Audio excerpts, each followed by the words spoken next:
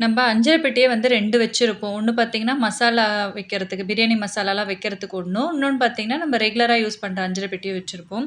என்கிட்ட பார்த்தீங்கன்னா, ஒரே ஒரு அஞ்சர பெட்டி தான் இருக்கு. சரி தான் சரவணா ஸ்டோர் போயிருக்கும்போது நான் அஞ்சர பெட்டி பார்த்துருந்தேன். இது வந்து கொஞ்சம் நல்லா இருக்க மாரி இருந்தது. அஞ்சர பெட்டியும் இருந்தது.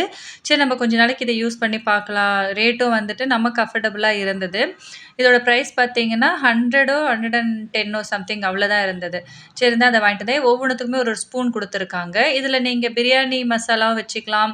இல்லன்னா நீங்க பவுடர்லாம் இந்த கரம் மசாலா, சோம்பு தூள் இந்த மாரி தூள் இதுவும் போட்டு வச்சுக்கலாம். இல்ல நீங்க சாமி ரூம்க்கு பூஜா ப்ராடக்ட்லாம் வைக்கிறீங்க. மஞ்சள், குங்குமம், கற்பூரம் வைக்கிறதுக்குமே இத யூஸ் பண்ணிக்கலாம். உங்களுக்கு என்ன யூசேஜ் இருக்கோ அதுக்கேத்த மாரி நம்ம வச்சுக்கலாம். இதுல என்ன ஒரு ப்ளஸ் பார்த்தீங்கன்னா, இடமும் ரொம்ப சேவ் ஆகும். 2வது ஒரே நமக்கு ஒரு பொருள எடுத்தோம்னா, அதிலேயே எல்லா தேவையான பொருள் பிரியாணிக்குன்னா, அதுக்கு தேவையான எல்லா பொருளையுமே நம்ம யூஸ் பண்ணிக்கிற மாரி இருக்கும். இந்த ப்ராடக்ட் ரொம்பவே நல்லா இருந்தது. எப்படி இருக்குன்னு சொல்லுங்க. மீஷோல கிடைக்குமா என்னன்னு எனக்கு தெரியல. நானும் பார்த்ததில்ல. மீஷோல இத விட சின்னது இந்த 4 இருக்கா மாரி தான் நான் வாங்கியிருந்தேன். இது வாங்கி ஒரு 2 இயர்ஸ் ஆயிடுச்சு.